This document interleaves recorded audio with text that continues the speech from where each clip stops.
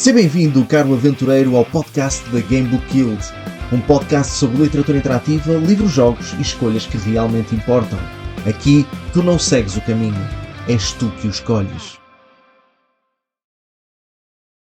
Ora, muito boas tardes, caro aventureiro, e seja bem-vindo a mais um episódio da Game Book Guild Podcast, o podcast sobre literatura interativa, livros, jogos e escolhas que realmente importam. E estamos aqui para o segundo episódio deste magnífico podcast e eu, como habitualmente, não estou sozinho. Estou aqui acompanhado pelo meu co-anfitrião, o Jonathan Almeida, a quem eu peço que saúde o nosso povo e se apresente. Buenas, boa tarde, boa noite, boa manhã, boa madrugada, bom alvorecer, bom anoitecer, bom não sei o que. E aí, Thiago, como tu estás? Tudo bem? Uma saudação aos nossos ouvintes também, nossos aventureiros e aventureiras, dos mais variados níveis de experiência e evolução. Alguns estão batalhando com pedras, outros com montantes, mas vamos lá, é isso aí. Exatamente, isto é um podcast para toda a gente, de mais novos para os mais velhos, mais experientes para os mais novatos. Portanto, este podcast é para toda a gente. E agora, só que uma observação, quando tu fazes a tua saudação do bom dia, boa tarde, boa noite, também é muito comum, já não tanto, mas aqui era comum dizer o bom dia, boa tarde ou boa noite, conforme a hora e o local em que vocês estão a ouvir este podcast, por exemplo. É muito comum, sim, era muito comum dizer-se isso. Não para podcast, mas às vezes em programas televisivos costumava-se muito fazer essa brincadeira. Portanto, caros ouvintes, o episódio de hoje vai um bocadinho ao encontro de um vídeo que eu lancei em novembro do ano passado, em novembro de 2025, que é esse vídeo era o top 10 dos melhores livros que eu considerava serem os melhores para começar das aventuras fantásticas. E eu lembrei-me que eu podia também fazer esse desafio aqui ao Jonathan, porque embora, e isso acontece, nós ouvimos isso no episódio 0 deste podcast, o Jonathan, embora tenha apresentado o seu top 5 dos livros favoritos, isso não se traduz exatamente os melhores livros que ele recomenda para começar, porque os nossos gostos não estão nem sempre podem estar alinhados com a complexidade necessária para um novato que se está a introduzir nas aventuras fantásticas. Portanto, o meu livro favorito é A Mansão Diabólica e eu não coloquei esse no meu top 5. Eu acho que nem sequer está no meu top 10. Portanto, com o Jonathan será exatamente a mesma coisa. Portanto, eu decidi e fiz esta proposta ao Jonathan de apresentar o seu top 5 dos melhores livros das aventuras fantásticas para começar, e eu não faço ideia quais são. O Jonathan perguntou-me se eu queria saber, eu disse não, eu quero ser surpreendido. E aqui o que vai acontecer é, o Jonathan vai apresentá-los um a um, e à medida que for apresentando, vai dando os seus argumentos e eu vou dando também algum contra-argumento, se eu concordo, se eu discordo, e fazemos aqui um pequenino debate. Jonathan, alguma coisa mais queiras acrescentar nesta informação que eu acabei de dar sobre o tema deste episódio? Um comentário em relação à maneira com a qual eu vou apresentar o meu top. Eu pretendo e acredito que conseguirei fazer de uma forma que eu não dê spoilers para quem não jogou, até porque, né, justamente se a temática é sugestões de como entrar nesse mundo, é porque a pessoa não conhece os livros, né? É uma questão óbvia. Então eu pretendo não dar spoilers sobre enredo, sobre acontecimentos-chave das histórias.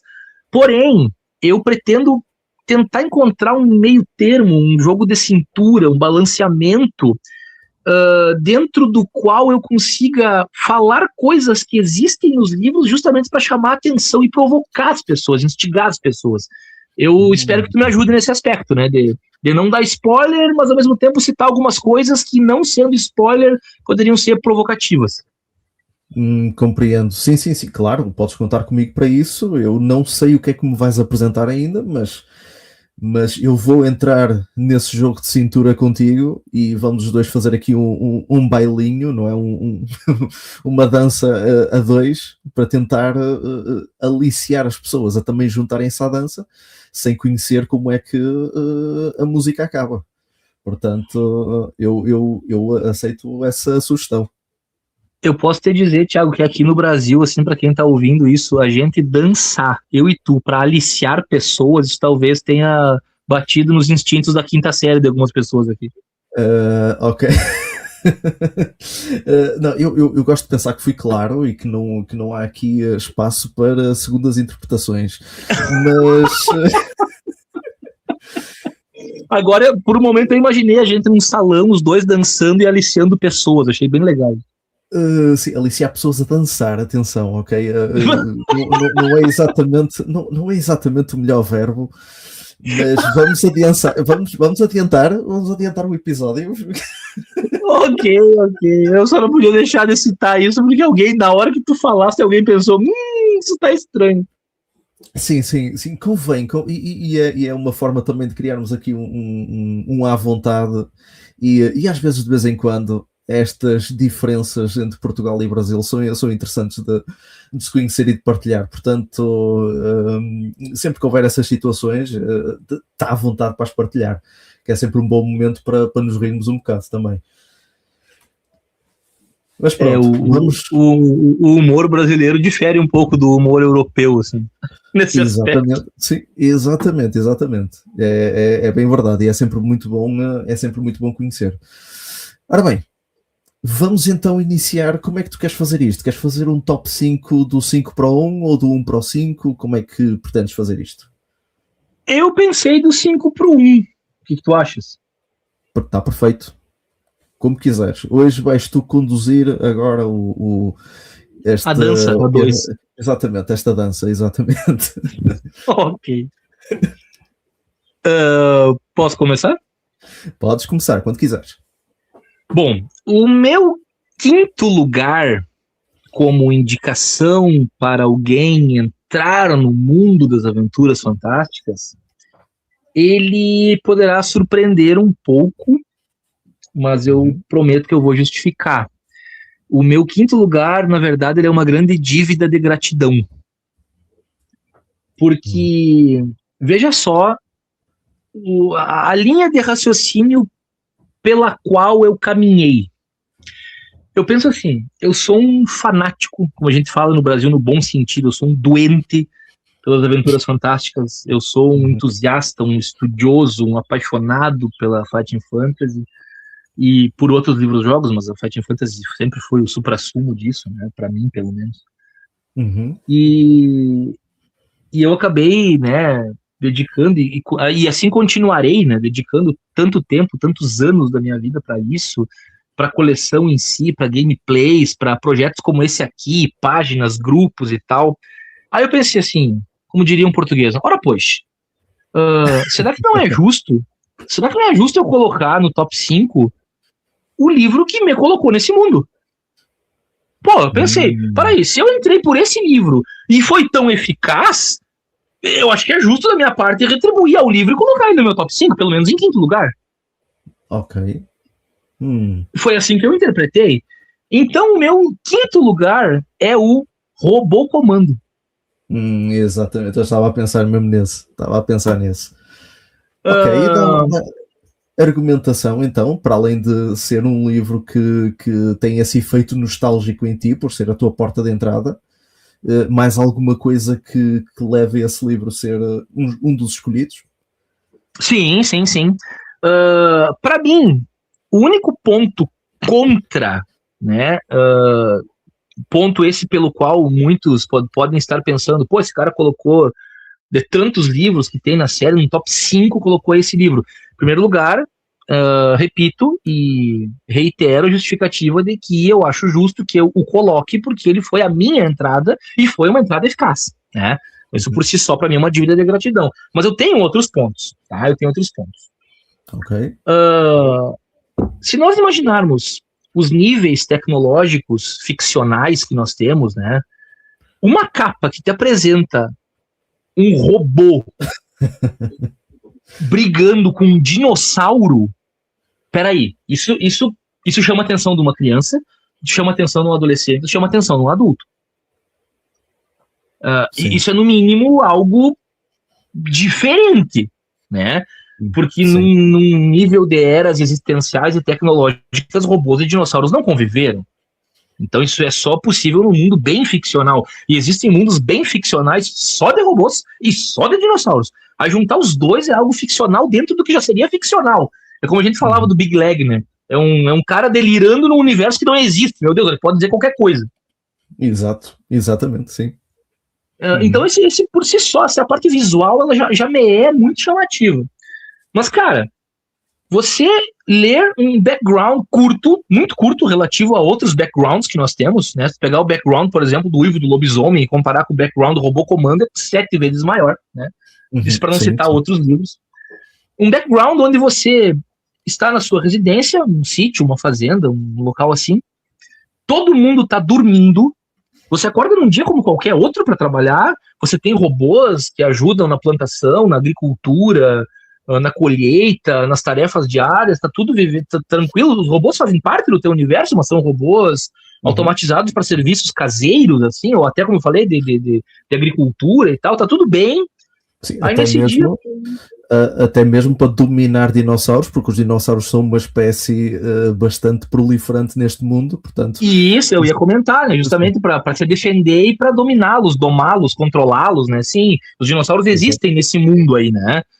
Mundo esse, inclusive, não é nomeado, né? Não sabemos exatamente onde estamos, né? Em tese, nós falamos sobre Talos ali, né? Que é a localização, mas o universo não se sabe em que ano está, não se sabe exatamente em que nível tecnológico está, né? Tem esse encontro de eras aí e tal. Sim, não sabemos se é um planeta, não sabemos... sabemos muito pouco. Sim, mas continua, porque eu não quero estar a adicionar aqui camadas sem... Ok. Tu termines a tua argumentação. E aí, no plot inicial, você acorda como qualquer outro dia para trabalhar, todos os teus colegas, funcionários, amigos estão dormindo, e você começa a ver que há uma invasão.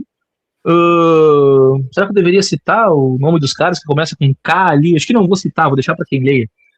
Mas tem alguém invadindo o local e tu tenta acordar os caras estão dormindo e só tu tá acordado, ponto 1. Por que só eu tô acordado? Será que eu sou imune?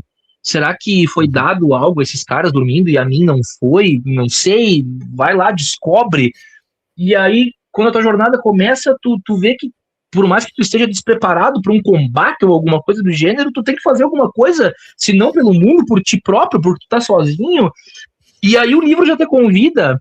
E aí que eu entro no meu fator, que eu diria que seria algo contra, que alguns poderiam ver como algo contrário, porque os livros da Fighting Fantasy trabalham basicamente com os atributos de habilidade, energia e sorte, né?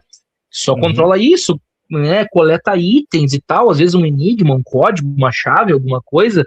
Mas no Robô Comando, você dispõe da possibilidade de controlar robôs. Então você tem regras para o combate corpo a corpo, você como personagem único. Você tem regras para o combate em robôs, e você tem atributos do robô, como a armadura do robô, que seria os pontos de energia, o HP do robô, e a habilidade do robô, que vem a ser diferente da tua, e tem velocidades dos robôs que também impactam nos pontos de combate. Então muitos diriam, pô, tu tá, né, dando dica para alguém começar um livro da Fighting Fantasy com esse aspecto que tem que controlar algo a mais, que foge daquela simplicidade. Porém, esse contra, para mim, ele se transforma num pró, porque é algo muito chamativo.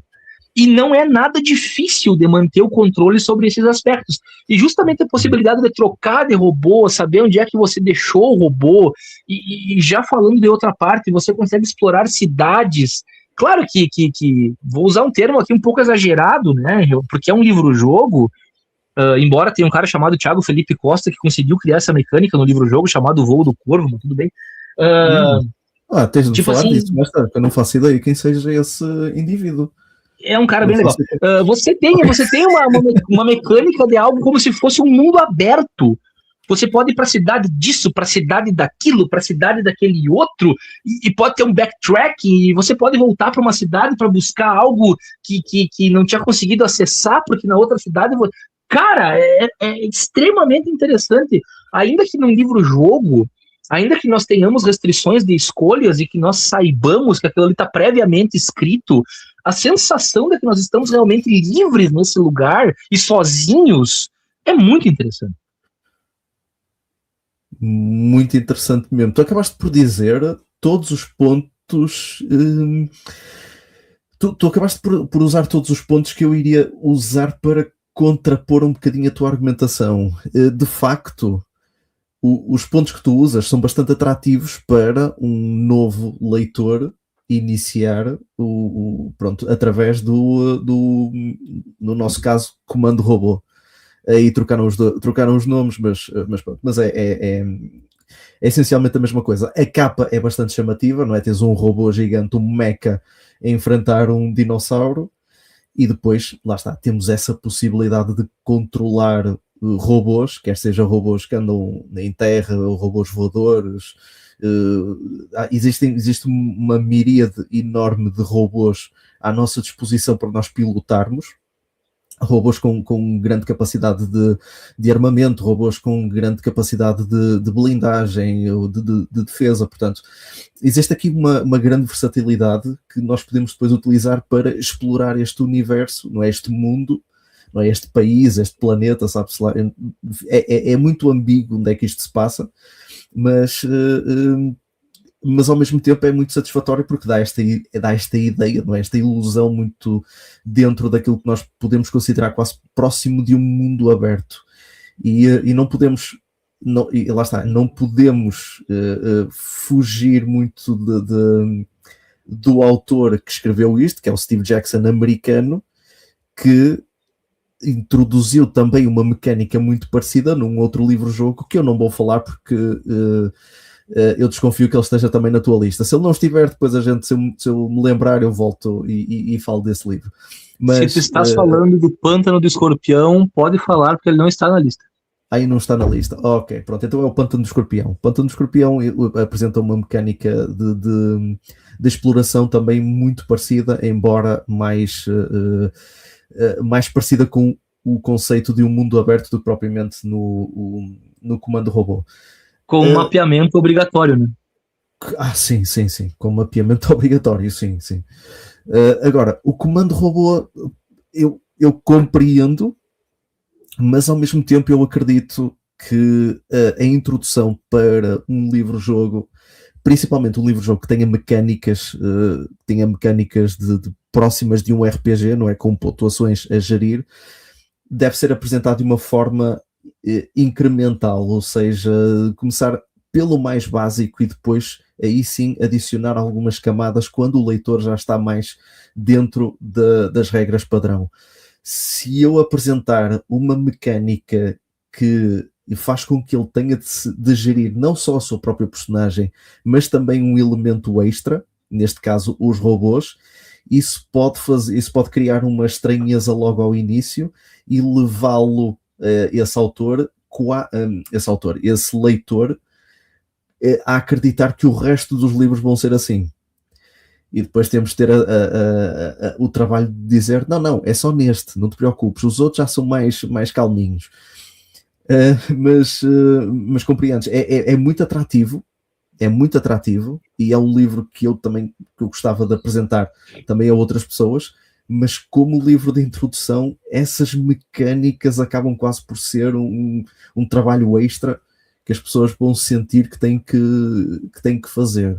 É a mesma coisa que eu, por exemplo, ok, agora também estou a extrapolar um bocadinho, mas eu apresentar Fabled Lands ou Destiny Quest a um novato que quer aprender sobre os livros-jogos, ou seja, é logo uma avalanche de informação que vai fazer com que ele fique de pé atrás.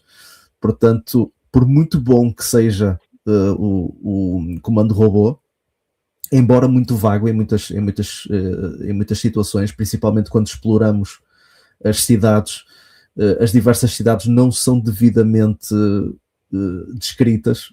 Portanto, eu não faço ideia o que é que tens: a cidade da medicina, a cidade da tecnologia, a cidade tens uma que é a cidade do prazer, a cidade mas só dá ali algumas linhas a dizer o que é que tem, e depois ficamos um pouco sem saber mais acerca daquilo. Falta um bocadinho mais de cultura, um bocadinho mais de história acerca daquele mundo para me pronto, mas isso é uma questão pessoal, é uma preferência pessoal minha. Não me tira de certa forma o gosto de jogar, porque eu gosto bastante. É um livro que eu gosto imenso, principalmente também desta mecânica dos robôs e dos dinossauros, dos robôs e este mundo também que tem dinossauros. Mas falta ali um bocadinho, falta sumo ali para eu saber o que é, que mundo é este, porque é um mundo muito diferente de Titan.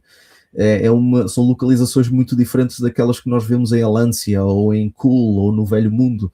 É um mundo completamente diferente, e eu gostava de saber um bocadinho mais acerca de Talos, e gostava de saber mais acerca dos invasores, para criar assim um bocadinho mais de recheio neste mundo.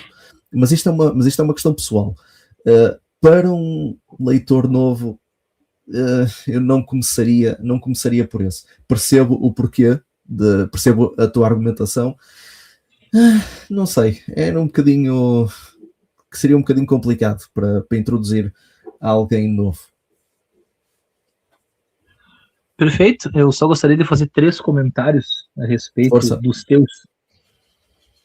Todos. Primeiro, que eu vejo outro ponto um pouquinho contra também, que eu não tinha citado. Não chega a ser um ponto contra do ponto de vista prático, mas considerando o universo da Final Fantasy como um todo, talvez seja um pouquinho contra.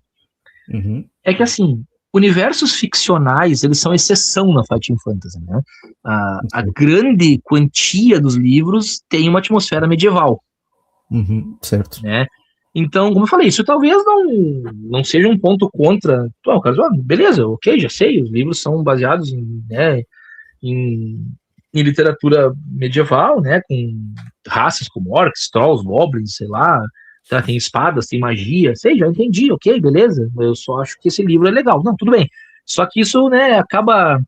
Talvez alguém que joga esse livro e não tenha conhecimento de nada da série vai dizer, então quer dizer que Final Fantasy é um livro que faz isso, é de robôs, Não, né? Uhum. Tu vais encontrar outros exemplos disso, né? Universos ficcionais, né? Sci-fi, como tu vai pegar lá Coligações de Keter, Nave Espacial Traveler, Assassino do Espaço, Viajante das Estrelas e por aí vai. O nosso queridíssimo Skylord, né? E aí a pessoa poderá se confundir um pouco nesse aspecto, né? Eu falei, não chega a ser um ponto negativo, mas pode ser uma impressão errada, né? Exato. O segundo ponto é que, né, isso tudo que tu disseste, né, e também disseste isso que eu vou dizer agora, que eu já tinha mais ou menos comentado, que eu reconheço que é um ponto contra esse fator de gerir outros atributos que não só os básicos, né? O contraponto disso, claro que as pessoas também têm experiências diferentes, já vêm de culturas diferentes, dependendo do que consomem em matéria de lazer ou de literatura. Mas eu conheci Robocomando aos 11 anos. Eu tinha 11 anos recém-feitos. E quando eu me debrucei sobre o livro e realmente parei tudo que eu estava fazendo, né? E peguei os meus dadinhos ali e fui jogar, eu não tive dificuldade. Né? Eu acredito que a mecânica, claro que nem tu falaste, e eu também já tinha comentado, comparando com o fato de a gente saber como são os outros, é algo a mais a se gerir.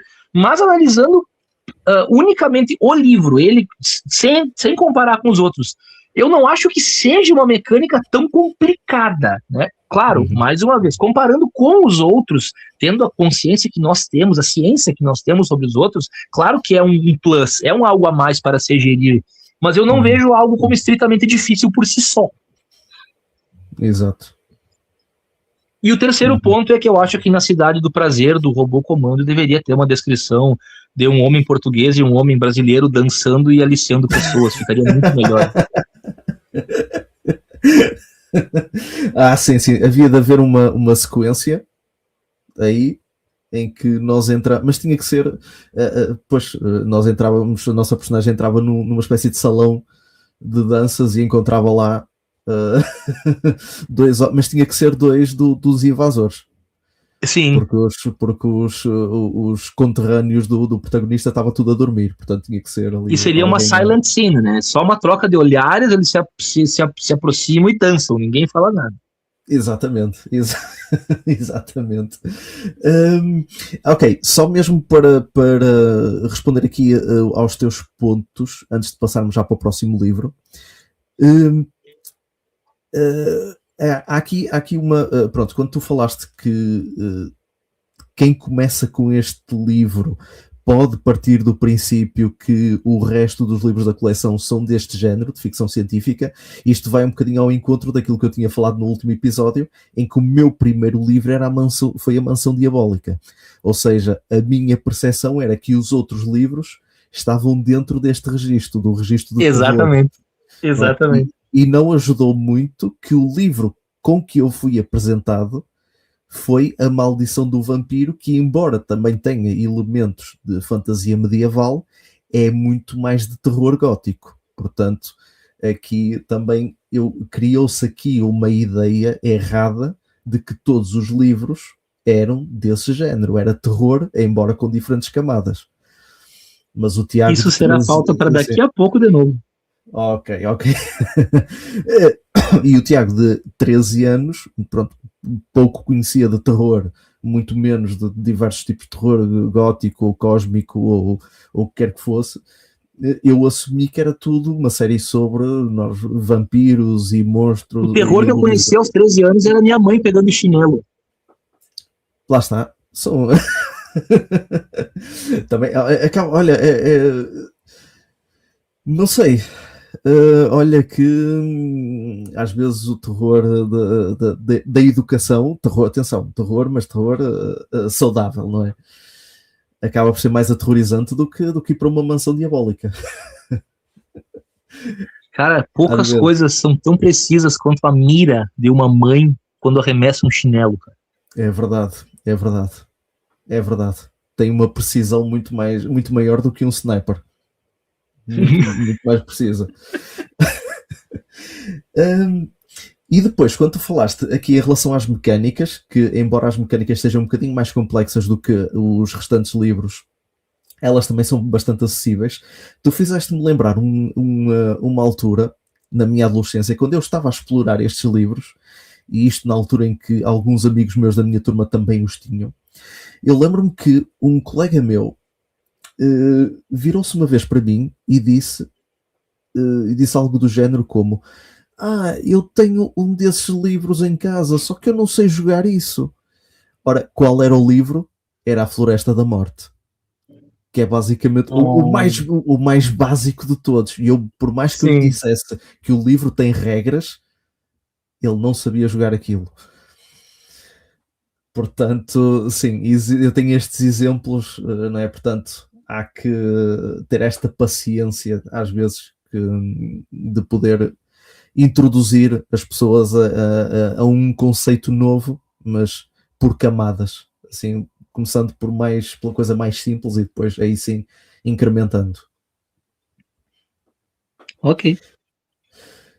Pronto, o número 5 já está, vamos passar então ao teu número 4. Bom, o meu número 4, e esse acredito que não vai surpreender tanto, embora ele está em quarto lugar e não à toa, também tem justificativas de por que ele não está mais bem ranqueado. Na verdade, a justificativa é uma só. Então. É talvez o grande clássico das Aventuras Fantásticas, um blockbuster, um arrebatador de leitores, um destruidor de prateleiras, talvez a maior obra do Sir Ian Livingstone. Eu me refiro ao Calabouço da Morte. Claro. Aqui, também nomeado, né, do original Death Trap Dungeon, nós temos as versões Masmorra da Morte, Masmorra Infernal. Na versão original do Brasil está como Calabouço da Morte, na versão original portuguesa está como Masmorra Infernal. Depois nós tivemos a versão Masmorra da Morte aqui, e tem outros nomes por aí. Exatamente. Então, Masmorra Infernal. Sim, concordo.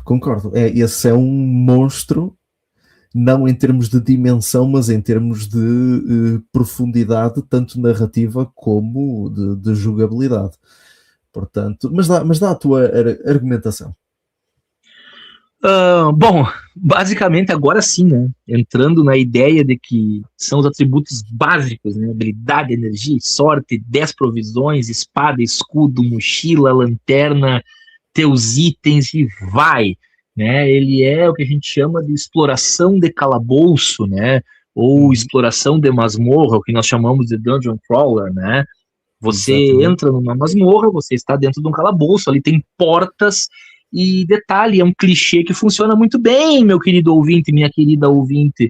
Você e mais 5 pessoas foram retardadas o suficiente para entrarem num lugar que vocês sabem que foi projetado para matar vocês e que só um ou uma vai sair de lá vivo. Deu! E que nunca ninguém saiu. Isso acontece todo ano, dia 1º de maio, vai.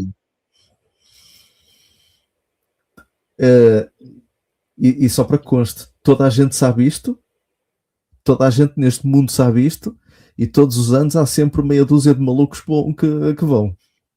Sim, sim. Não, e detalhe, assim, cara, o jogo, ele consegue. É que assim, existem coisas no mundo ficcional, no mundo do RPG, mais especificamente no mundo medieval, que são infalíveis, né? Uhum. Qualquer mestre de RPG que se preze, ele tem capacidade de fazer 79 masmorras diferentes e todas vão ser divertidas.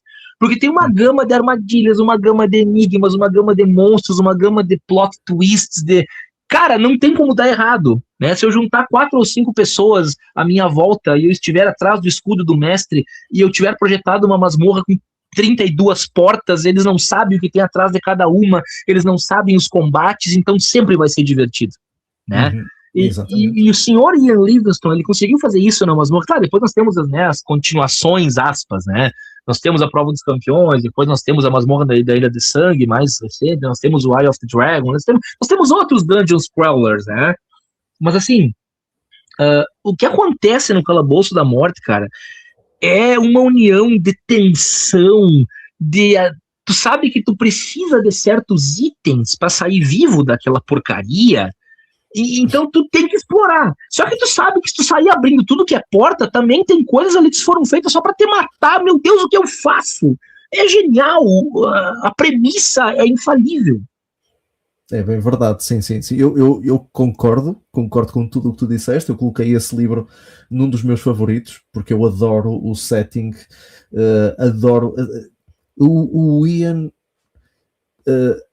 eu agora não consigo lembrar-me de todos os livros que o Ian Livingstone escreveu, mas uma grande parte deles ou se passam em masmorras, ou tem pelo menos uma sequência que é uma masmorra. E ele consegue Sim, tipo, o fazer, Templo do na Terror é um maior. exemplo disso. Sim, exatamente. Ele tem esse condão de conseguir construir bons ambientes de masmorra. Ok, uns melhor do que outros. Ali o Eye of the Dragon é um bocadinho questionável, mas pronto. Mas a Masmorra Infernal é de facto uma masterpiece no que toca a Dungeon Crawler. Peca um bocadinho, e aqui lá está, uma das razões pelas quais eu também não recomendo exatamente como um dos que eu recomendaria. Vamos ver se vai ser o mesmo ponto contra que eu pensei. Ok, vamos lá ver. Não é propriamente um livro que eu recomendasse para começar, não pela sua complexidade a nível de regras, porque temos as regras padrão e não diverge em absolutamente mais nada, mas sim pela enorme dificuldade Sim, e pela exatamente o que eu ia mania dizer. e pela mania que o Ian Livingstone tem de desenhar apenas um e único caminho para a vitória. E Sim, atenção, sim. e eu nem sequer estou a falar da shopping list ao qual ele também é conhecido. Nós não estamos a falar de uma cripta da feitiçaria em que tu precisas ter 1001 objetos para conseguir vencer o vilão. Não, precisas, posso estar errado, mas tu precisas de pelo menos três objetos importantes para conseguir sair da masmorra. Sim, Mas, e antes, sem contar as três, não vou dizer quais são, né, os tipos de objetos, mas os três exato. objetos principais, para um deles também tem um outro item que é pré-requisito. Exatamente, sim, sim, exatamente. E atenção, esses três itens que são obrigatórios, eles fazem parte de uma série de itens que nós podemos também obter e que vão ser completamente inúteis porque não é isso que é requisitado. Exatamente. Portanto, induz-nos bastante em erro, porque existem certas pistas ao longo da aventura que nos dizem que nós precisamos daquele tipo de itens e nós ficamos muito contentes quando os encontramos, mas nada garante que aqueles que nós temos connosco são os corretos. Portanto, É como se dissessem isto assim, você precisa coletar camisas de times. Aí eu encontro a camisa do exatamente. Flamengo, eu encontro a camisa do Porto, eu encontro a camisa do Benfica e fico bem feliz. Quando eu chego no final, o cara pergunta: escuta, você tem a camisa do Arsenal? Não, então tchau pra você. Exato, olha, foi a melhor analogia. Pronto, eu não podia arranjar analogia melhor. É exatamente isso. É exatamente isso que o livro nos pede. E o livro trama-nos dessa forma. E lá está, é essa complexidade, é essa dificuldade. E depois não é só isso. Eu lembro-me que uma das vezes em que eu joguei esse livro, legitimamente, ok, sem fazer batota, portanto, não foi nos primeiros anos, a minha perícia, ou que é a vossa habilidade, a minha pontuação passou de, penso eu, 10 para 4. Sim. Tudo por más decisões. E o Ei, Ian criou-me ei, ali ouvinte, armadilhas e tudo. ei, ouvinte, Diz. você que está aí, você que está aí prestes a começar esse livro, ei, eu vou te dar uma dica. Eu venho de Titã. Você pode estar muito propenso a pegar a poção da energia, porque você pensa que vai lhe faltar provisões. Não, não faça isso.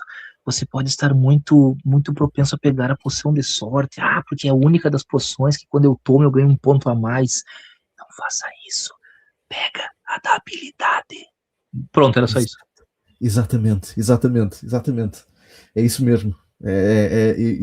Portanto, já podes adivinhar qual foi a poção que eu não peguei nessa aventura. Portanto, e a minha personagem morreu muito perto do início. Não muito perto, mas pronto, antes de chegarmos ao primeiro ponto Morreu quase central. paraplégico, né? Com habilidade 4, né? Foi. Esquece, aquela masmorra é desenhada para ser impossível e o objetivo é nós provarmos ao criador que ele está errado. Portanto, é basicamente isto.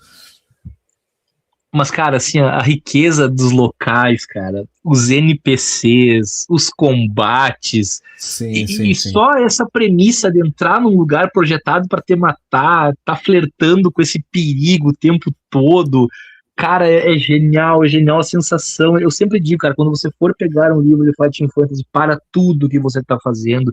Eu sei que você pode ter esposa, marido, filhos, contas, dívidas, a casa, mas se você for fazer, para tudo e faz só isso, para você conseguir tirar do livro, para você conseguir aproveitar realmente o que aquela experiência pode te dar. Porque um livro como O Calabouço da Morte, ele não deve ser jogado assim, olhando TV ou conversando com alguém. Não. Para e, metaforicamente, entra no livro e vive aquilo ali, porque vai ser uma experiência fantástica. Exatamente. Exatamente. Mesmo com a dificuldade, é um livro excepcional. E podemos dizer, sendo dos primeiros livros da Fighting Fantasy, ele já está muito bem construído, só mesmo em termos de história, em termos de setting, em termos da localização, tanto localização geográfica e tudo ali à volta já demonstra, já está muito palpável, é muito sólido e nós acreditamos verdadeiramente aquele mundo existir e ser bastante populoso. Antes disso, nós tivemos a Cidade dos Ladrões, que também tem um nível de construção de mundo, de world building também bastante grande, mas a Masmorra Infernal, mesmo depois, durante a exploração, epá, é muito, muito, muito boa. Epá, é muito difícil também, mas é bastante satisfatório, principalmente quando finalmente nós descobrimos o caminho certo e saímos vitoriosos Sim. E da masmorra. outra coisa para mim que no calabouço da morte, né, na masmorra infernal, para mim sempre pareceu diferente é o fator replay, né? Em Sim. outros livros, parece que quando eu morria na aventura, a minha vontade era ir para outro livro para conhecer outra história. Eu quero ir para outro, depois eu volto aqui, eu quero conhecer tudo. Quando eu joguei o calabouço e morri, o meu ímpeto automático foi, não, eu quero recomeçar. Eu quero ver o que mais tem aqui. Isso é uma coisa que, como eu te falo, claro que as minhas impressões pessoais, elas contam muito no meu top, né? Isso é uma opinião minha, né? Então eu não posso deixar de citar isso. Foi o primeiro livro, cronologicamente, que quando eu fracassei, eu pensei, não, eu quero tentar de novo. Tipo, ele me convidou a tentar de novo. Os outros, eu dizia, não, tá, beleza, morri, depois eu volto aqui, eu quero ver outra coisa. Esse não, eu fiquei preso ali. Olha, sim, lá está. É a magia deste livro. Este livro prende-nos numa masmorra não literal, mas numa masmorra literária. E não saímos de lá, é difícil sair de lá, portanto obriga-nos mesmo a dar sempre mais um passo à frente, a explorar um bocadinho mais, a ver todos os cantos e recantos, a descobrir todos os segredos, e isso depois torna tudo bastante satisfatório, como eu estava a dizer há pouco. Sim, senhor, é uma muito boa escolha, e eu acho que até mediante esses argumentos eu talvez arriscaria apresentar esse livro a alguém pela primeira vez. Não sei, provavelmente a pessoa morria logo nos primeiros 50 ou 30 Eu já tive essa experiência e foi bem legal. Portanto, exato, portanto seria bastante divertido. Ora bem, número 4 já foi, vamos passar então ao teu número 3. Só mais 2 comentários sobre o Calabouço da Morte, tá? Força, peço desculpa, sim, continua. O primeiro comentário é, cara, o livro já vem fantástico, a ambientação, o enredo, o background, ele é além de infalível, ele é chamativo, ele é prazeroso, mas assim, quando a gente chega em algo, eu não vou dar spoiler, que marca o meio da aventura, acontece algo ali, nós encontramos alguém, e depois logo mais alguém, e cara, assim, se você jogou e morreu antes de chegar na metade, joga de novo e tenta chegar na metade. Porque o que já era bom, quando você saboreia a sensação de ter que decidir o que fazer num dilema daqueles ali, é para mim, um dos momentos mais icônicos de todo o cânone das Aventuras Fantásticas é a interação que existe com um certo personagem dentro do Calabouço da Morte. Chegue lá e viva isso. Exatamente. Não vamos estar aqui a falar, eu sei perfeitamente do que é que estás a falar, mas sim, deixamos os e novos leitores. A segunda coisa que eu queria dizer para encerrar agora o número 4 é: Sucumvite é um verme. Atenção, futuros leitores, esta frase que o Jonathan acabou de dizer não foi dita em vão. Entendedores entenderão. Exatamente. Não foi uma frase dita só porque sim. Ora bem, número 3, então. Vamos lá. Vamos lá. Cara, o meu número 3... É que assim, cara, eu sou mestre de RPG, eu trabalho com GURPS há muitos anos, né? Que é uma criação de Steve Jackson americano, que é o autor do Robô Comando, autor do Pântano do Escorpião e autor do meu top 3. Ok. Então, cara, se não é já falaste do Comando Robô, disseste que o Pântano do Escorpião não está na lista, portanto, o número 3 só pode ser o que eu estou a pensar. É esse mesmo, cara. Demônios das Profundezas. Exatamente. Também ele só escreveu 3, portanto, só podia ser esse. Sim. Cara, o Demônios das Profundezas, pra mim, embora o título ele seja aquela coisa que afasta certas mães de comprar esse livro para você. Sim. Cara, é mais um plot, um background que ele começa estranho. Mas assim, isso que eu vou dizer não é spoiler, porque você vai ler isso na sinopse, né? Você está no seu navio, né? Você é um capitão, você está de boa, bem feliz, né? Andando, né? Pelos mares de Hermesinde, bem tranquilo. Num certo momento, você é rendido por um navio pirata, a sua tripulação é dizimada, isso acontece muito rápido, você é colocado na prancha para ser atirado aos tubarões, aí eles atam as suas provisões no seu cinto, eles amarram as suas mãos e não matam você. Eles dão um chute em você e você cai na água para morrer afogado com as mãos atadas. Você tem 40 segundos de vida quando você cria guelras e começa a submergir e você se vê em meio a uma cidade submersa. Que agora vai. É uma premissa muito interessante e bastante intrigante, sim.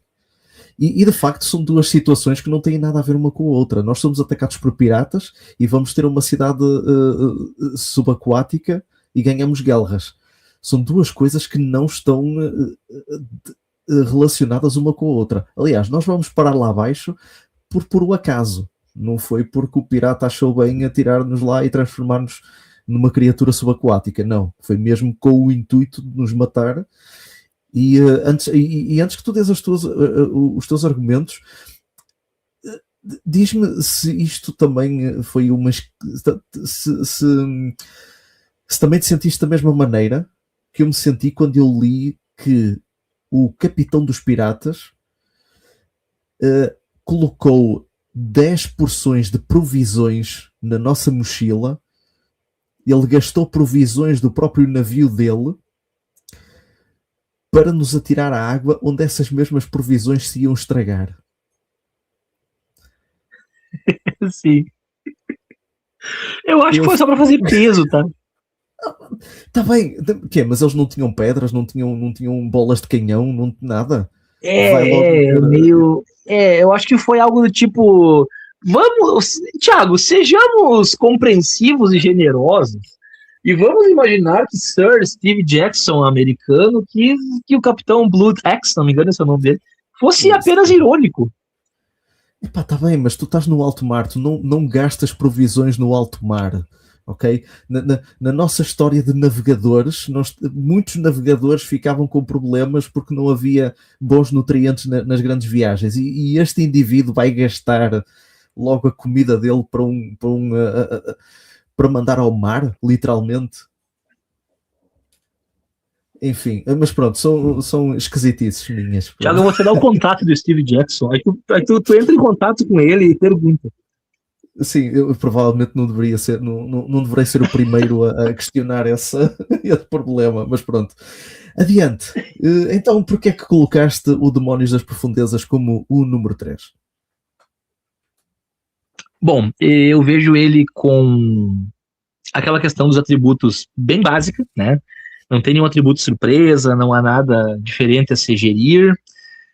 Rapidamente nós descobrimos que tipos de itens nós precisamos encontrar, e o que me chama a atenção nesse livro é a descrição dos locais, imaginar uma cidade submersa, o encontro com criaturas, será hostis, será amigáveis, um pouco de cada, todas elas ambientadas, ilustradas, criadas, concebidas numa ideia oceânica, marítima, aquática. Todo o universo é nesse sentido. Os NPCs são criativos, os inimigos são criativos, os diálogos são interessantes. Algumas mecânicas que acontecem, também não posso dar spoiler, mas em relação a alguns encontros que acontecem, me chamam bastante atenção. Para mim é uma aventura muito bonita, muito alegre, inocente, poderia dizer, até justamente por esse acontecimento do início aí, já se nota que é algo bem ficcional, bem, como a gente usa o termo no Brasil, bem forçado, digamos assim, que é justamente buscando a diversão. Ela não se preocupa, ela não chega a ser humorística, não chega a ser sarcástica, mas ela é despreocupada, ela é leve, ela é tipo, cara, joga, só tenta imaginar esses locais, imagina esses personagens e vai, sabe? Eu acho ela muito leve, muito descontraída. Uhum. Sim, concordo, mas por acaso, dos livros do Steve Jackson americano, esse é capaz de ser dos que eu menos explorei. Com muita pena minha, porque é um livro muito diferente, mesmo em termos de localização, porque em mais nenhum livro tu tens uma aventura debaixo d'água. Tu não tens mais nada assim. E é muito interessante tu explorares esta cidade subaquática, que já agora chama-se Atlântida. Não faço ideia porquê. Mas, epá, pronto, tudo bem. Por que não é Massachusetts, né? Exato, Massachusetts, exato. Um nome mais, pronto, já mais inventado. Tem um sábio lá. Exatamente, até podia ter, exatamente, podia-se aproveitar, olha, um sábio na cidade subaquática de Massachusetts. Mas lá está, tudo o resto, é como tu disseste, é uma aventura muito leve, é uma aventura muito... estamos ali a explorar o fundo do mar, as várias localizações da cidade, encontramos as várias personagens, temos aquela sereia que nós encontramos no início e que nos explica como é que é aquilo, explica-nos o que é que nós temos que fazer para nós depois procurarmos os piratas, porque no fundo esse é o nosso objetivo. O nosso objetivo, apesar de nós estarmos ali a explorar a cidade, nós temos o objetivo de, até ao fim do dia, nós conseguirmos recursos suficientes para depois podermos enfrentar os piratas e nos vingarmos daquilo que eles nos fizeram no início. Portanto, quê? Uma aventura de vingança? Uma busca por vingança? Ellie, é você? Talvez, mas percebem, é assim, enquanto nós buscamos os elementos da nossa vingança, vamos nadando ali pelo mar, pelo fundo do mar, conhecendo a Atlântida. Eu vou só aqui dizer, quando estavas a falar, eu lembrei-me que das poucas vezes que eu li esse livro, houve uma personagem que eu gostei imenso e que é uma personagem que eu achei muito criativa, embora não 100% original, mas muito criativa, e eu adoro tanto que essa personagem esteja lá no livro, como que exista também uma ilustração dele. Que começa com K? Não. Começa com C. Começa com C, exatamente. Começa com C. É a minha segunda opção. Mas eu vou dizer o nome, que é fascinante, que é um peixe-espada humanoide espadachim chamado Cyrano. Sim, esse foi o segundo que eu pensei. Eu amei essa personagem da primeira vez que eu li, porque eu já conhecia a história do Cyrano de Bergerac e eu percebi logo a referência e eu adorei aquela personagem e ainda hoje... Eu lembro inclusive no local onde a gente encontra ele, a descrição do local e tal, tem umas coisas que fazem com que ele apareça ali, bem legal. Exato, eu já não me recordo muito bem dos elementos à volta, mas quando eu lembro, não vou citá-los, mas eu lembro. Sim, mas eu quando penso no Demónios das Profundezas, o Cyrano vem-me à cabeça. Eu adoro essa personagem, adoro mesmo. Portanto, agora, se eu apresentava este livro, se calhar até apresentava. Ele não está na minha lista, penso eu, pelo menos não está no meu top 5, mas eu se calhar até apresentava. Como a tua argumentação convenceu-me. Portanto, quem sabe um dia, eu ao apresentar isto a potenciais novos leitores, eu recomendo o Demónios das Profundezas como um livro a consultar. E pode ser que no futuro até a Porta Editora pegue nesse livro. E outra coisa, cara, a interação com o golfinho é muito legal. Ah, sim. Já nem me lembrava do golfinho. Sim, exatamente. Infelizmente não é um encontro obrigatório, ou melhor, não é daqueles encontros que estão dentro da própria história que são obrigatórios de se ter, mas também mas é muito interessante, sim, é muito interessante. Toda a aventura é ela toda interessante, sim. Mas o cara que Bem, começa com K, tu não te apavora só de pensar nele?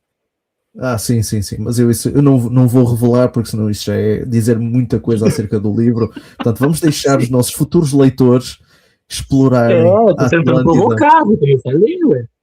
Sim, e já agora, não se preocupem, porque a magia que vos deu as guelras também protege as provisões, portanto elas não se estragam, podem comê-las. Sim, sim, sim. Talvez seja Ora, atum ou sardinha, sei lá. pode ser, sim, se calhar até, se calhar. Bem, não sei se tens mais alguma coisa a dizer em relação a este livro, ou se quer já passar para o número 2. Não, não, era isso aí. Ok, então vamos do número 3 para o número 2. Chuta aí a tua sugestão. Bom, o número 2, como eu falei que esse assunto ia surgir de novo, assim, Uhum. cara, vamos lá. É legal a questão da aventura medieval, óbvio que é legal.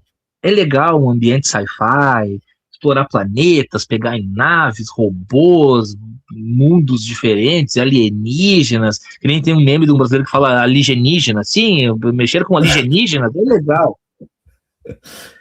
Mas, cara, existe algo no ser humano, existe algo uterino no ser humano, mesmo em homens, uterino em homens, veja bem, que é o terror, cara. Não é o medo do desconhecido, o que Hum, tem atrás da porta, tipo, cara, o Will Byers arrepiando a nuca. isso. Cara, Sim. cara, não adianta. Isso é chamativo. Eu respeito quem não gosta. E claro que existem terrores diferentes. Existe o terror gótico, o terror cósmico, o terror sobrenatural, o terror slasher. Eu sei, tem vários. Uhum. Mas Sim. o medo é uma sensação que literariamente ela enriquece a experiência. Uhum. Sim. E dentro do universo do terror, você tem figuras como, né, o próprio mal na sua principal forma, que tem vários nomes, né? Você tem possessões, você tem os lobisomens, você tem os zumbis, coisas cósmicas, você tem o Getúlio, né? O tio Túlio, né? Nosso Uhum. querido HP Lovecraft. Exatamente. Mas assim, cara, existem os vampiros. Os vampiros, eles detêm toda uma subcultura dentro do terror que é a gente meio que nasce sabendo, ele morde o pescoço, ele chupa sangue, ele é dentuço, ele não aparece no espelho, ele não pode pegar sol, ele não gosta de alho. Parece que a gente meio nasce sabendo dessas coisas que permeiam. Depois a gente descobre que algumas não se confirmam tanto para quem joga RPG nesse nível, ou consome literatura, para quem lê Drácula, para quem assistiu entrevista com o vampiro, para quem viu Garotos Perdidos lá na década de 80. Algumas coisas se confirmam, outras não, mas o fato é que é algo chamativo e o meu número 2 é a cripta do vampiro. Claro. Só, só podia, depois de toda essa introdução gigantesca, para depois te concentrares ali nos vampiros, claro, só podia ser mesmo. Cara, mais um clichê infalível. Tá vendo aquele castelo lá no topo da montanha que tem as suas pontas contrastando com a lua cheia, aqueles morcegos voando em volta? Cara, a virgenzinha da vila foi levada para lá, vai lá e resgata ela. Isso é infalível. Sim, sim, sim, e funciona bastante bem. Lá está, tu foste logo pegar no livro que foi a minha introdução às Aventuras Fantásticas e o que foi que me fez pensar que todos os livros eram assim, que era eu ter que entrar num castelo a cada livro diferente, enfrentar um vampiro ou qualquer coisa assim, para resgatar donzelas em apuros. Felizmente que Cara, não é então quer assim, mas dizer, então quer dizer que eu tô numa taverna ali, bem de boa, eu tô ali comendo meu ensopado de cervo, aí tá todo mundo com medo, esse nome da taverna ele foi alterado com um trocadilho a ver com sangue, aí a porta se abre, um cavaleiro sem cabeça me chama para uma carruagem, e eu sou escolhido, não sei por que cargas d'água, para ir lá pro castelo do cara, do conde. Não é o Conde Drácula, mas é claramente uma referência. Eu tenho que ir lá pro castelo do cara para resgatar a moça, e eu vou entrar lá, sabendo que tem humanos lá, pode ter mais vampiros lá, será que tem, será que não tem, será que esses humanos são humanos mesmo? Será que eles são hostis, será que eles querem me ajudar? Tem uma família lá vivendo, vários membros dessa linhagem, tem outros inimigos. Claro, e aí tem aquele ponto contra que a gente tinha citado, né? A gente tem que gerir fatores como maldições e como um atributo a mais de energia, habilidade e sorte, que é a fé, né? Que determina, né, a crença do personagem, o quanto ele pode chegar à beira da loucura ou alguma coisa assim. Mas, cara, isso é genial! Então quer dizer que eu tô sabendo que eu vou entrar nesse castelo que tá... Pô, eu vou invadir a casa do cara que é maléfico, que ele tem um alinhamento completamente mal, hostil, e ele pegou essa menina e ele quer fazer um ritual com ela, ok? Eu tenho que ir lá salvar ela, eu vou lá me meter nesse troço, meu Deus, como assim? Sim, a própria premissa já nos coloca quase mesmo em cima da ação, embora exista aquele momento mais calmo, não é? Em que nós entramos na aldeia, chegamos lá à taberna, acabamos... Está uma noite gelada, nós apenas queremos estar sossegados, não é? Comer a nossa comidinha, aquecer-nos ali à lareira, e de repente vem esta senhora idosa a dizer: ei, salva a minha neta que ela foi levada pelo conde. E eu a pensar: sério, vou ter que sair lá para fora outra vez, não dá para esperar até amanhã, tenho mesmo que sair à noite, quer dizer, eu vou sair... Por que não vai tu, velha? Exato, porque é que não vai a senhora? Vá de manhã, se aquilo tem vampiros, de manhã quem é que a vai atacar? Veja bem, a senhora vai estar segura, nenhum vampiro vai querer morder a senhora, vai estar tudo bem. Exato, vai haver, quer dizer, o castelo está no cimo de uma colina, ele apanha sol o dia inteiro, não há sombra, portanto, não há problema. Mas não, tem que ir naquela altura, depois chega lá o cocheiro, não é? O cocheiro sem cabeça para me chamar. E a partir daí é quando começa uma história cheia de tensão, de terror, de muito... pronto, mesmo nos momentos em que não se está a passar nada, nós sentimos que alguma coisa pode vir a acontecer. E a exploração do castelo, ainda bem que a aventura não perde muito tempo no nosso caminho até ao castelo, quer a gente vá de carroça, quer a gente vá a pé, porque de facto o castelo está muito bem desenhado, está muito bem construído e os horrores são horripilantes mesmo, mesmo há ilustrações que metem mesmo muito medo.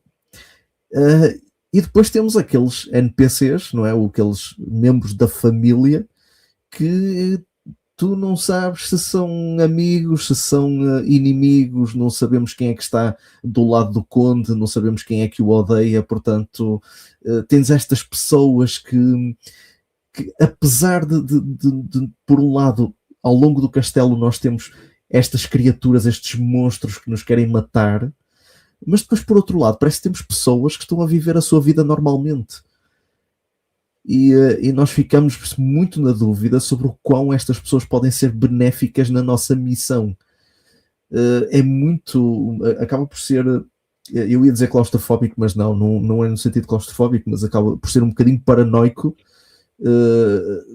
porque nós não sabemos em quem confiar. E, no entanto, há forças bondosas a atuar naquele castelo.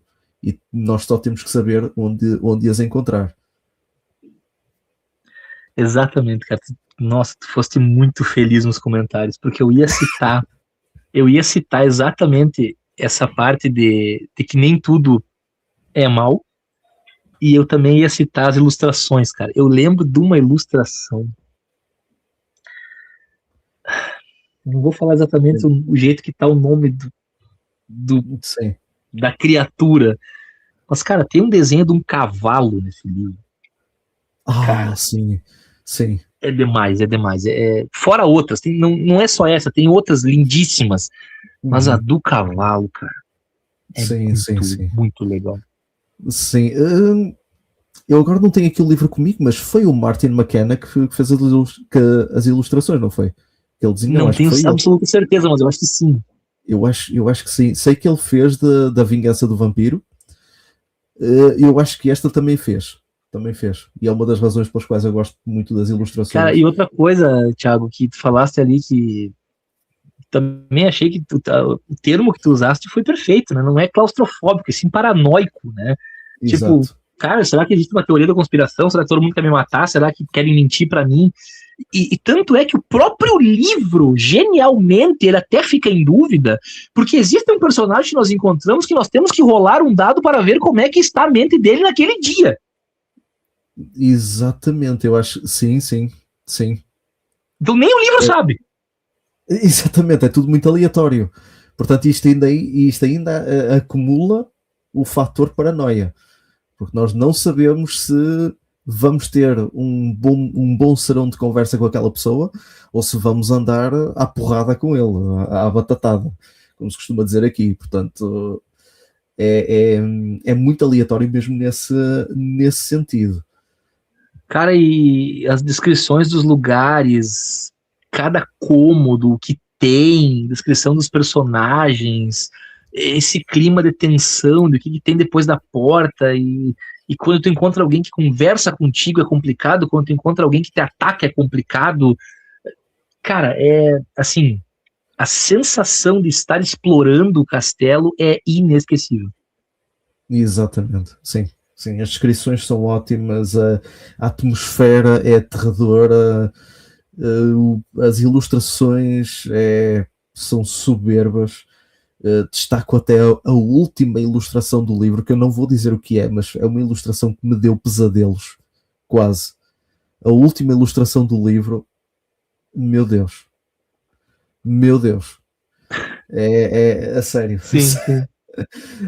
Quem tiver o livro que vá ver, se não se lembra, quem não tiver, que vá ver quando tiver. Pronto. É um spoiler muito grande, mas vale E bem aí a cabe um pena. comentário também, né? Cabe um pequeno comentário aí, né? Tipo, você Diz, já teve não sei. dificuldades com o menor? Ah, quero ver quando você encontrar o maior. Exatamente. E caros ouvintes, isto também não foi dito por acaso. Portanto, e vamos ficar por aqui. Ora bem, não vamos já ficar por aqui. Antes de passarmos para o número 1, eu ia dizer que eu não recomendaria esse livro, mas agora fizeste-me mudar de ideias. Pô, pela segunda vez já hoje, hein? Pela segunda vez, mas aqui seria um recomendar não para a pessoa iniciar sozinha, mas como acompanhamento. Lá Sim, está. claro, claro. Em termos de mecânicas de jogo, nós temos as mecânicas padrão e depois temos ali algumas coisas novas, como por exemplo a fé, as maldições, que eu nunca senti que estivessem muito usadas dentro deste livro, mas elas existem, mas não são não estão muito presentes. Mas aqui como um acompanhamento para apresentar até mesmo, sei lá, uma sessão de Halloween, por exemplo, é um livro perfeito Sim, para mas um isso. de nós mestrando para um novato, né? Exatamente. Portanto, eu acho que é uma boa introdução para, para as Aventuras Fantásticas. Foi a minha introdução, não é? E funcionou. E eu entrei, o livro já ia a meio. Portanto, se funcionou para mim, acho que também vai funcionar para qualquer pessoa, se formos iniciar logo desde o, não é? Começar, não é? O livro desde o início. Portanto, eu convenceste-me a recomendar este livro para novos leitores. Eu, eu preciso discordar de uma coisa. Então, ora diz. Tu disseste que se funcionou para ti, funcionaria para qualquer pessoa. Não, Thiago, tu é muito mais inteligente do que a maioria das pessoas. Não. Haja vista que tu tinhas um colega que não conseguiu jogar a Floresta da Destruição. Sim, mas epá, fazer o quê? É assim, para aprender a jogar a Floresta da Destruição, ou a Floresta da Morte, eu meio aqui, é só preciso um fator extremamente importante que as pessoas nunca se podem esquecer, que é ler. Afinal, trata-se de um livro. Ok, exatamente. É um jogo. Todos os jogos têm regras. As regras estão no livro. Leiam-nas. E são bastante claras. Estão escritas em português. Portanto, são muito acessíveis. E atenção, nós não estamos a falar de Destiny Quest. Isto não é Fable Lands. Isto não é outro open world que há para aí. É Fighting Fantasy. Surgiu nos anos 80. É muito básico. É muito acessível. E a Floresta da Morte tem muito poucos momentos em que nós morremos. E chama-se Floresta da Morte. Portanto, e se chegarmos ao fim e não tivermos os objetos necessários para terminar, o livro deixa-nos voltar atrás e começar de novo. Não há livro mais acessível e fácil do que este. Portanto, não há desculpa para dizer que não sabe jogar isto. Okay? Se tu tiveres um dislike no podcast, tu já sabe que é o teu colega esse que anos depois voltou para nos assombrar. Né? Ai, pá, sim, eu vou já dizer, meu caro amigo, cujo nome eu já não me recordo. Perdoa-me por duas coisas. Primeiro, por não me lembrar do teu nome, e segundo, por indiretamente te chamar de burro por não leres as regras de um livro. Indiretamente? Como seria direto?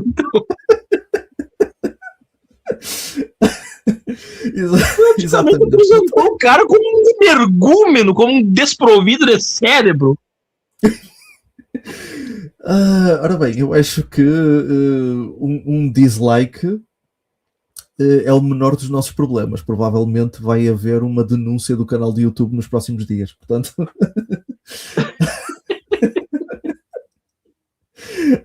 Enfim, ora bem, presumo que já não tenhas mais nada para dizer acerca deste livro. Não sei se tens alguma coisa mais a dizer. Se não tiveres, podes passar já para o... Por hora era isso. Então vamos passar já para o que está no topo do teu pódio, aquele que leva a medalha de ouro das recomendações da Fighting Fantasy. E passo-te então a palavra. Bom, antes de apresentar o número 1, que deve ser bem esperado já, eu gostaria de fazer uma menção honrosa. Eu até pensei em fazer 2 ou 3, mas não, vou fazer só uma, que seria tipo como se fosse assim o 6º lugar. Exatamente, é melhor porque eu não quero levar isto muito longe, não quero tornar o episódio muito longo, por muito prazerosa. A menção honrosa é outra masterpiece do Sir Ian Livingstone, que é A Cidade dos Ladrões.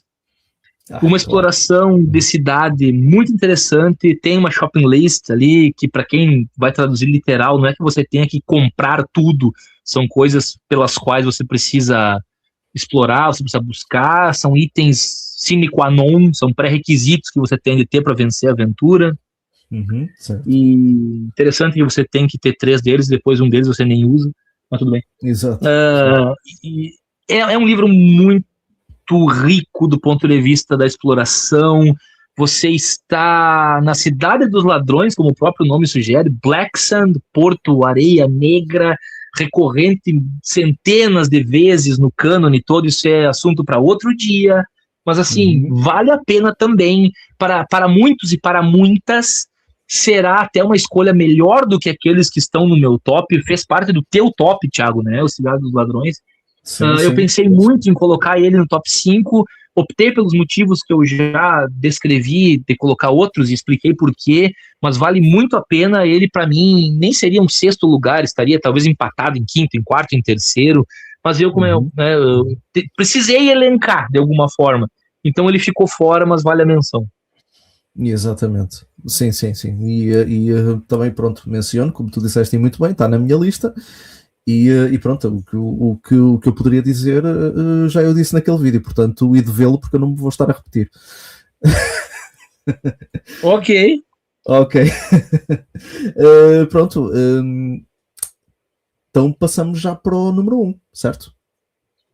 Ok, o meu número 1, ele é bem recorrente, né? A grande maioria das vezes em que ou eu vi tops, ou eu pude ver, ou até participar de conversas nessa temática de portas de entrada, primeiro livro, o que você recomendaria? Esse livro quase sempre é o primeiro colocado, senão ele está no top 3. E comigo não foi diferente. Porém, veja bem, eu estou prestes a revolucionar as opiniões sobre ele, porque eu vou trazer um contraponto que eu acho que ninguém pensou.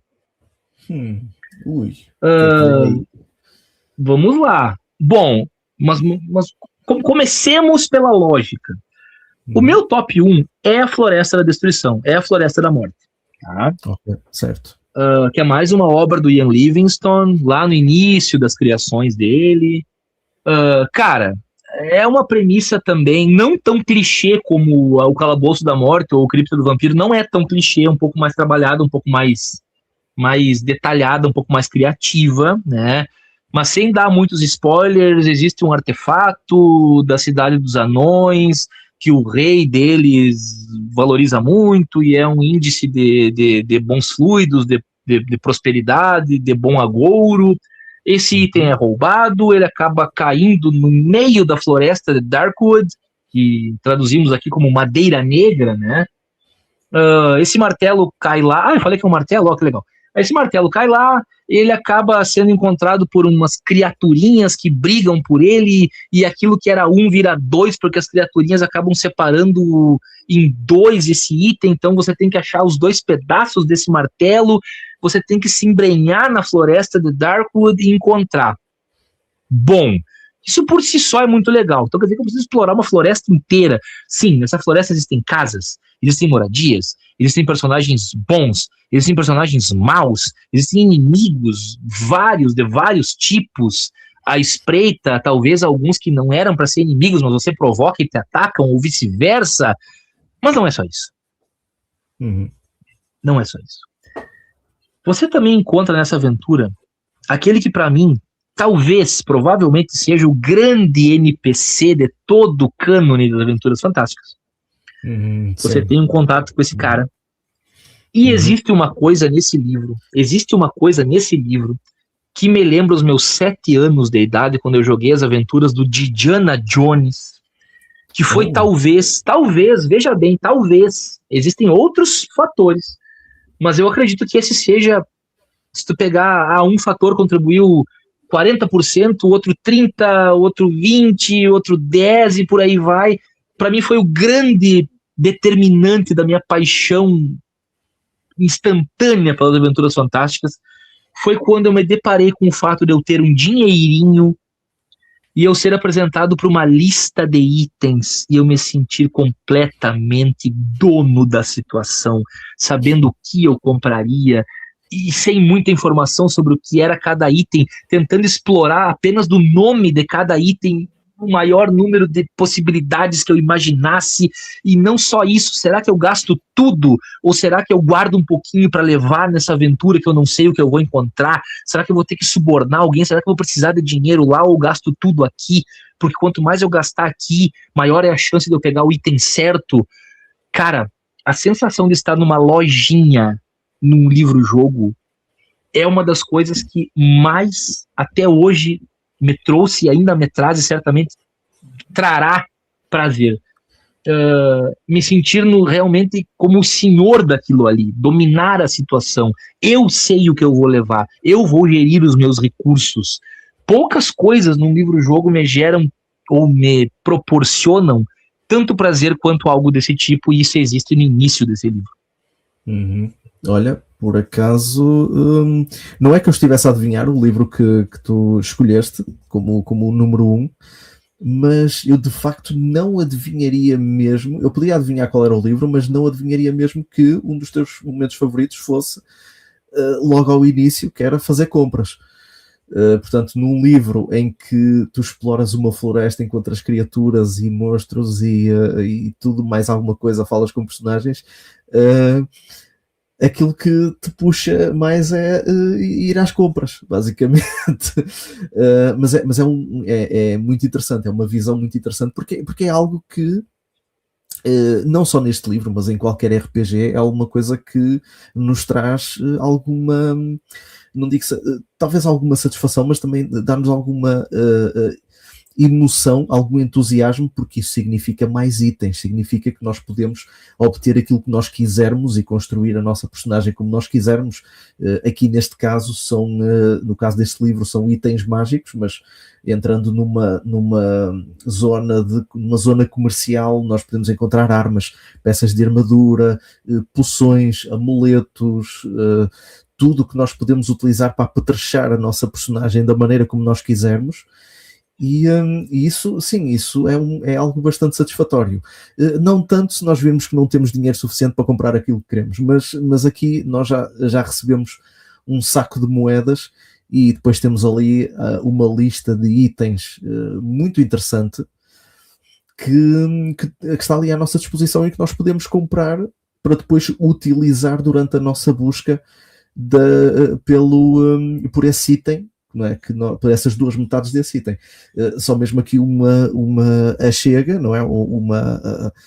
Uma nota, uma observação. Um desses itens dessa lista é 100% inútil. Não vou dizer qual, mas é um item que nós nunca vamos utilizar. O texto nunca nos pergunta se temos aquilo. E o nome do item é muito... já se percebe o uso dele, mas nós nunca o vamos utilizar. Mas eu não vou dizer qual é. Mas tirando isso, todos os outros itens têm a sua utilidade.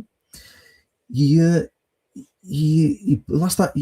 E é muito bom nós fazermos essa experiência, e também o facto do livro nos permitir depois voltar atrás, se nós não conseguirmos as duas metades do martelo. O livro permite-nos voltar atrás, recomeçar desde o início, o que, de um ponto de vista narrativo, é muito esquisito, porque podemos correr o risco de encontrar uma criatura que nós matamos da primeira vez que entramos na floresta. Portanto, encontramos outra vez podemos encontrar essas criaturas outra vez, mas não só nos encoraja a tomar caminhos diferentes, como também podemos podemos comprar aquilo que nós não pudemos comprar da primeira vez, porque durante a nossa exploração nós podemos amealhar algum dinheiro que nós podemos encontrar, não é, da nossa exploração da floresta, e podemos se calhar até acabar o livro, ou pelo menos acabar a primeira exploração com mais dinheiro do que o que tínhamos quando começamos. E isso também nos permite depois ter mais liberdade e a capacidade de podermos ter mais itens. É uma sensação, lá está, eu posso dizer que eu gosto também de uma sensação de, num RPG ou num livro-jogo, quando eu estou numa zona comercial e tenho estes itens à minha disposição para comprar, mas de facto nunca pensei dessa forma tão entusiástica em relação a isso. Eu gosto da parte do comprar, mas é mais da parte do usar depois os itens, verem que é que eles podem ser usados mais tarde. Portanto, é mais a questão do que pode-se encontrar depois, ou se aquilo que eu comprei vai ser realmente útil ou não. Mas é muito interessante essa tua visão sobre este livro. Lembra que eu falei que tinha um ponto que eu ia revolucionar as opiniões em relação ao livro? Uhum. Sim. Disseste sim. Bom, justamente um dos pontos pelos quais esse livro é tido, um dos principais motivos pelos quais ele é tido como uma grande porta, para mim é o contrário. Para mim é um grande contraponto. Porque olha só, sejamos coerentes. Se nós dissemos, por exemplo, concordamos que robô comando, por ter algo diferente, não deveria ser uma porta de entrada. Se nós concordamos que todo livro que tem fatores não comuns à série talvez não devesse ser uma porta de entrada, para mim, o fato de você chegar no final da aventura fracassado e poder recomeçar é algo que não acontece em nenhum outro livro. Então, se o meu objetivo é apresentar um livro que seja a porta de entrada para o quê? Para Fighting Fantasy, para aventuras fantásticas. Essa aqui é a cara das Aventuras Fantásticas. O cara vai dizer, que legal, sempre que eu fracassar eu vou poder voltar. E a resposta é muito não. Percebo perfeitamente. Então, para mim, o fato de poder ter esse backtracking aí, não é nem um backtracking, é um restart, na verdade, né? Além de eu nem tô falando dos bugs que pode ter de tu chegar numa referência que um inimigo ressuscitou e tu não sabe o que fazer, porque o livro não fala se ele vai estar ali de novo ou não. Isso para mim nem é o pior. Isso já é um problema, é um problema estrutural, mas nem é o pior. O pior é justamente causar uma impressão em alguém que acha que vai ter essa mamata sempre e não vai ter nunca mais. Exatamente, sim, lá está. É a mesma situação mesma situação com os outros livros, não é? Que estávamos a falar há bocado. Nós introduzimos um determinado género a alguém e essa pessoa vai achar que esse género vai ser comum na série toda, que a série tem esse. Isso, é como se eu apresentar esse livro para alguém, tipo, eu sou um entusiasta de aventuras fantásticas, os livrinhos lá que você pode ler, escolher o caminho e aquela história toda. Agora, qual é que tu me apresenta? Floresta da Morte, vai. Aí ele vai ter uma impressão que aquilo ali vai encontrar sempre, é como se eu estivesse enganando a pessoa, ela nunca mais vai encontrar aquilo. Exatamente, sim, e lá está. E atenção, estamos a falar de um livro do Sir Ian Livingstone. O que é que isso significa? Que há só um caminho correto. Isto se quisermos fazer isto à primeira. E a shopping list, e aqui está também uma subversão daquilo que depois se tornou o Ian Livingstone mais tarde, mas esta shopping list não é para ser utilizada contra o vilão, não é para ser utilizada numa determinada parte, é para ser utilizada aos poucos. E às vezes nós estamos a utilizar itens num determinado lugar que pode até nem ser no caminho que nós precisamos de fazer para encontrarmos aquele objeto. É uma coisa muito bem feita, que eu gosto imenso na Floresta da Morte, e porque isto encoraja a exploração, porque isto não significa que só o caminho correto é que nos obriga a utilizar esses itens, mas ao mesmo tempo, obviamente que isto também o Ian aqui já tinha a ideia do caminho único, e muito recentemente eu voltei a esse livro, e de facto, se nós mapearmos o livro, ou se nós virmos certos mapas, já existem muitos mapas aí pela internet, o caminho que nos leva a encontrar uma metade do martelo e a outra metade basicamente quase um zigue-zagueio pela floresta, quase impensável. Sim. É um livro que é muito fácil a nível de dificuldade. É um livro que tem as regras padrão. A nível de história, a nível de setting, construção do mundo, não é nada complexo. Mas para o fazer à primeira é muito, muito difícil. Sim, e detalhe, né, assim, mesmo eu tendo feito essa crítica, não nos esqueçamos de que ele está no meu top 1. Eu concordo que ele, mesmo com isso, ele é o melhor para se começar. Mas eu discordo desse ponto que todo mundo defende como algo muito benéfico para um começo, que eu vejo mais como uma enganação para a pessoa, porque ela não vai encontrar isso de novo. Ela vai encontrar uma facilitação nesse livro que nunca mais ela vai ver. Sim, exatamente. Aquilo que eu vou utilizar um termo que não é correto, mas tu e os nossos ouvintes vão perceber o que é que eu quero dizer. A melhor forma de corrigir este livro, e aqui está o termo que não é correto, porque não é uma correção, seria uma melhoria, digamos assim, seria abordar este livro como foi abordado, por exemplo, o Pântano do Escorpião. Exatamente. Ou seja, a possibilidade de nós voltarmos atrás. Porque há vários momentos da aventura em que o livro já faz as escolhas por nós.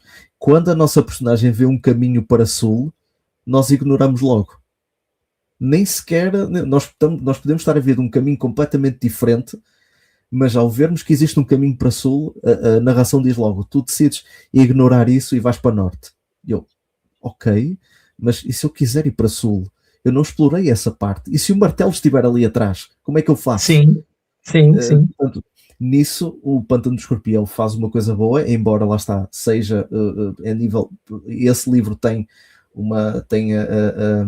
a originalidade, não é, em questão de narrativa e o próprio objetivo do livro em termos de fazer o mapa está de acordo com a própria história do pântano como sendo um lugar labiríntico onde qualquer pessoa que lá entra perde-se, porque é um lugar impossível de uma pessoa se orientar, e nós temos a capacidade de nos orientarmos, mas mesmo assim nós temos que fazer um mapa para isso.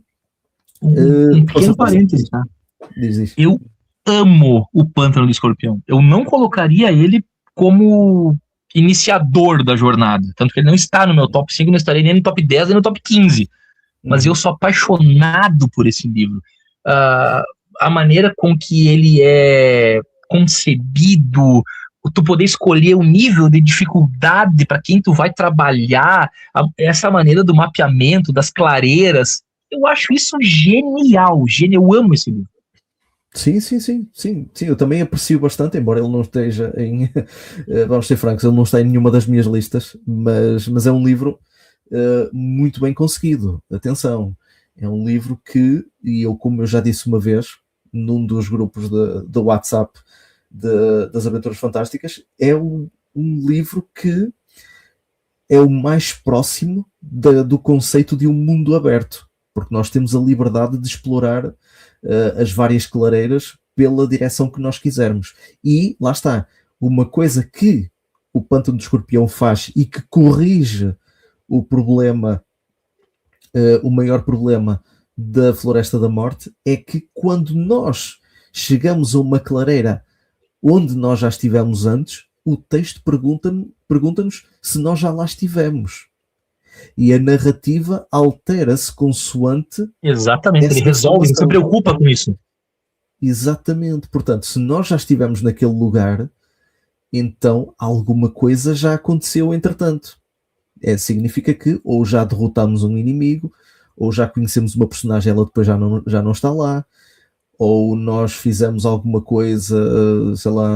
Ou já dançamos com um amigo aliciando pessoas ali. Exatamente, e essas pessoas agora depois foram dançar para o outro lado para aliciar outras mais, portanto,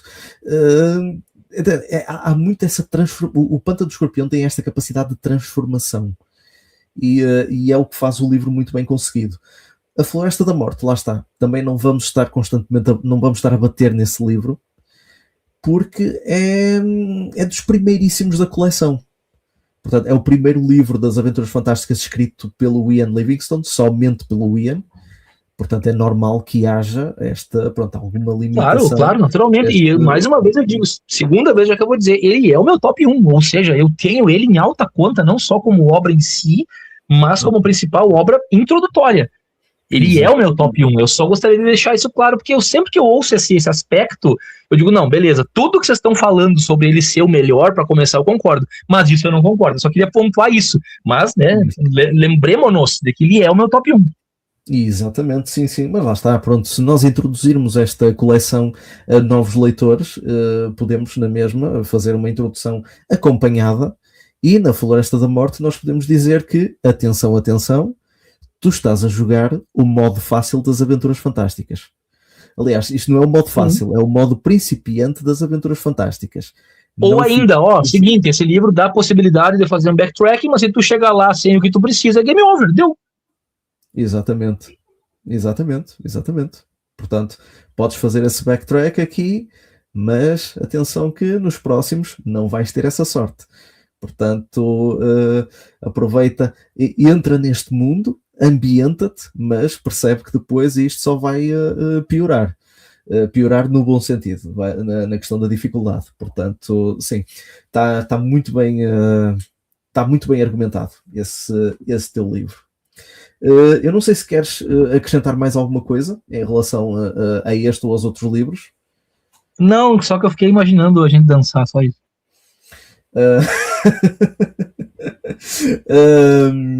Não sei, o que é que tu preferes? Preferes uma valsa?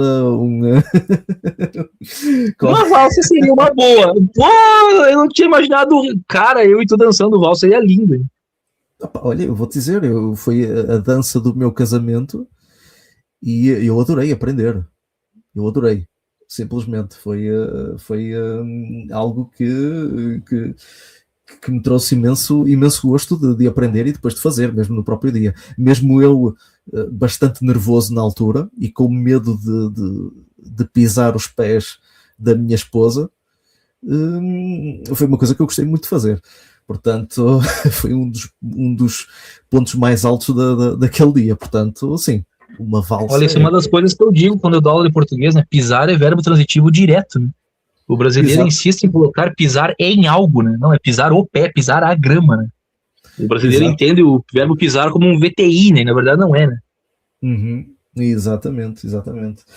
Bem, caros ouvintes, este foi o top 5 dos livros do Jonathan que ele recomenda para começar. Portanto, já sabem que se tiverem a possibilidade de deitar as mãos a estes livros, vocês podem utilizar esta lista como um ponto de partida, não é? Alguns livros estão assim mais dispersos a nível da numerologia da coleção, mas ele apresentou aqui uns bons argumentos que até a mim me convenceu, mesmo eu não tendo colocado alguns destes livros no meu top, eu fiquei bastante convencido e se calhar na possibilidade de eu apresentar isto a alguém, apresentar esta coleção a alguém, posso se calhar até eu olhar um bocadinho para o lado, não é? Eu deixar um bocadinho a minha lista e explorar a lista do Jonathan para ver a reação das pessoas e ver como é que elas reagem a livros em que vamos entrar em castelos para derrotar vampiros ou pilotar robôs para bater em dinossauros, por exemplo. Portanto, eu acho que são boas escolhas. Te agradeço, Thiago. Fico muito honrado de ter influenciado um pouco os teus pensamentos. Claro, então isso significa que deste uma boa argumentação dos teus livros. Também eu não esperava outra coisa. Bem, caros ouvintes, este foi mais um episódio deste Game Book Guild Podcast. Meus caros, eu espero que tenham gostado. Jonathan, mais uma vez agradeço a tua presença preciosa neste podcast. Espero, claro, vou contar mesmo com a tua presença nos próximos episódios. Há aqui muita riqueza ainda a descobrir, muitos tesouros a desvendar nesta masmorra dos livros-jogos e eu espero continuar aqui com a tua presença para continuarmos a explorá-la em conjunto. Beleza, Thiago. Eu também te agradeço mais uma vez a confiança, a oportunidade. E se quiser seguir lá no Instagram, @profejou, PROFEJHOU, ou estamos por aí nas redes sociais, Jonathan Almeida, estamos com as páginas, com os grupos de WhatsApp. É nozes e amêndoas. Exatamente.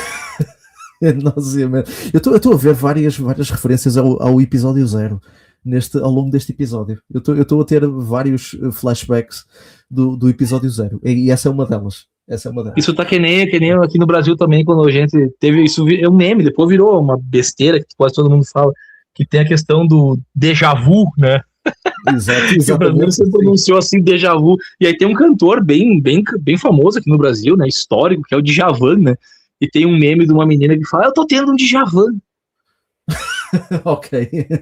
Não conheço esse cantor, nunca ouvi falar, mas o déjà vu também é utilizado aqui. Portanto, sim, tive vários déjà vus ao longo deste episódio que remetem o episódio 0. Isso isso é muito bom.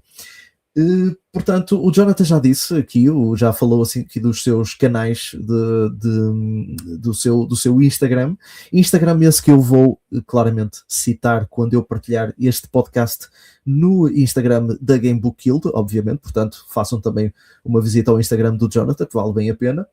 E já sabem, este episódio vai estar disponível tanto no YouTube da Game Book Guild como no Spotify, portanto vocês podem explorar tanto um como outro, e vocês já sabem, se gostaram, cliquem em gosto, se não gostaram, cliquem em não gosto, usem a caixa dos comentários para dar sugestões, opiniões, aquilo que bem entenderem.